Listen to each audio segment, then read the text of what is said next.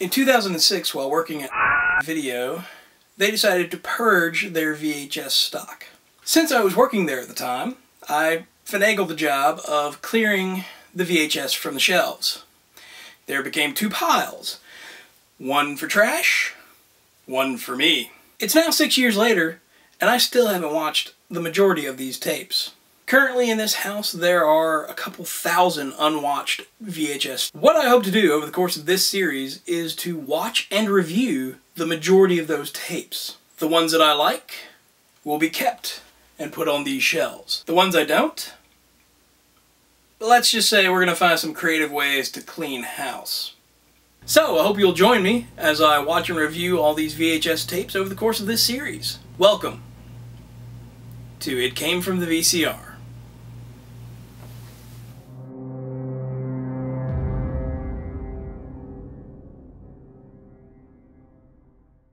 Hello and welcome to the first of what I hope is a long-running series that I'm calling It Came From the VCR. The show where I take some VCR classics that may or may not be available on DVD and give you guys a little insight as to what they are. For this, the very first episode, I've decided that I'm going to review Frankenweenie. Frankenweenie is a short film from 1984 directed by Tim Burton. From the back of the box, meet Sparky, an ordinary family dog who, through an extraordinary set of circumstances, becomes Frankenweenie. He and the Frankenstein family share an exciting yet bizarre adventure that makes this one of the most outrageously funny films you've ever seen. It stars young Barret Oliver from The Never-Ending Story, with Home Alone's Daniel Stern and Shelley Duvall, Popeye, as his parents. Let Frankenweenie give your funny bone a jolt. It'll have your entire family in stitches.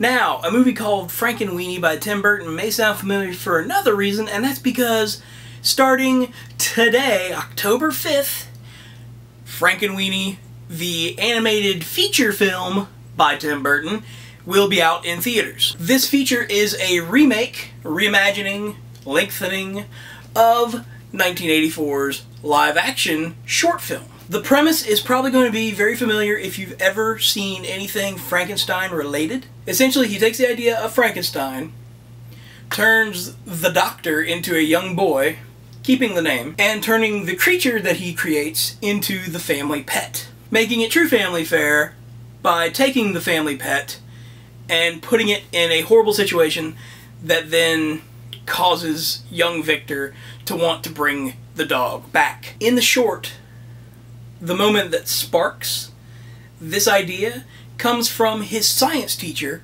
at school, who shows them a dead frog and then shows the students what happens when you add an electric current to the dead frog, showing its legs twitching just so.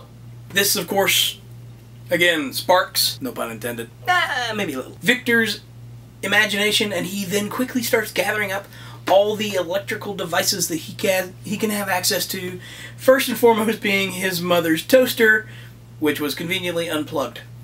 I know in my house the toaster stays plugged in all the time because that takes 2 extra steps before you have toast. But after gathering all these appliances and metalwork that Victor uses to fashion his lab in the attic of the family home and bringing Sparky back to life, he then skips school the next day to hang out with his newly revived best friend.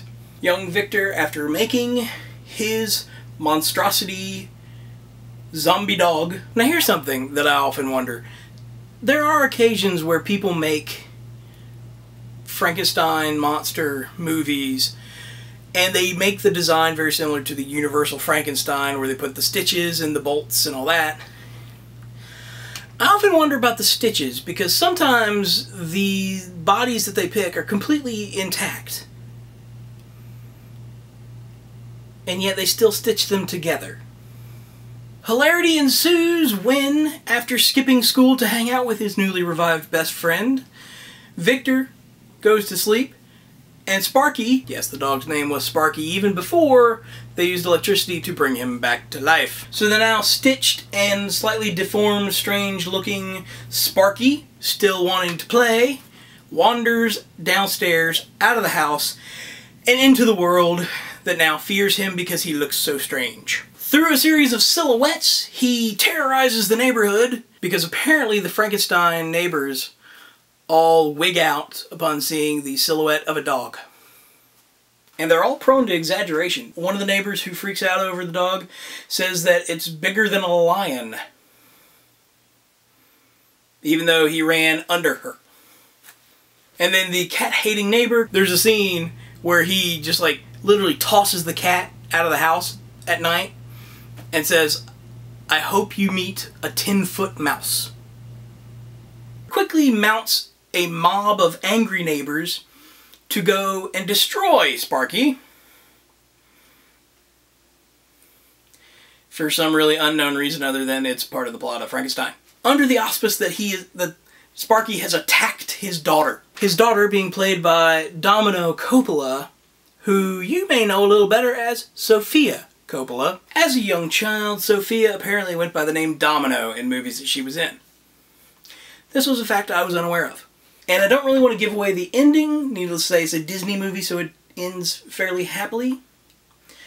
But there's a lot of things in between that I'm sure Tim Burton is going to use in his feature-length version, and I don't want to give all that away for the people who may want to go see that. As I read from the back of the box, you might recognize young Victor in the live-action version as one Bastian from the Never-Ending Story. Yeah, there were a few key moments where I wish Falcor kind of swooped in and grabbed him and taken him off. And then, of course, you have Shelley Duvall playing the mother. Most people probably remember her from The Shining. But, as the back of the box says, she was also in Robert Altman's Popeye. Robert Altman's Popeye. I think that's the point that most people forget. That Robert Altman made that movie. Moving on. And then, of course, you have Daniel Stern playing the father. Of course, Home Alone, City Slickers. There's some other recognizable faces in this movie. For one, their neighbor. This cat-hating neighbor is played by Joseph Maher.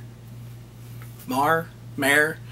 M-A-H-E-R. It's pronounced both ways, so I'm not sure how he did.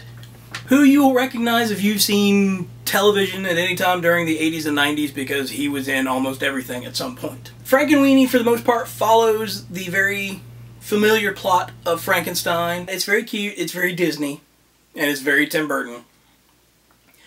But it's fun. It's a fun look at the Frankenstein story and changing it up to make it A, a family film, and B, you know, a boy and his dog story. And just from looking at the trailer, you can see there's going to be a lot of similarities between the two. I almost hope they got Sofia Coppola to do the voice of the cat-hating neighbor's daughter, if that role is still in there. So I think in the end, I'd have to say that for now, Frankenweenie, 1984, from Tim Burton, is going to be a keeper. Just because it is a pretty fun movie, and I think other than special features on other Tim Burton movies, I'm not sure if you can get it anywhere on DVD. So it's, you know, just might be worth holding on to just for that. And because the cover art is just so much fun. But for now, this one's going to be a keeper. It's going to go on the keep shelf behind me. So hopefully you've enjoyed this first episode of It Came From the VCR. We're hoping for a very long run of this show because I have plenty of VHS to make it worth your while to come back and keep watching. Join us next week on It Came From the VCR when we will be reviewing the George Powell produced Doc Savage movie. Very kitschy, very fun, and hopefully the review will match that tone.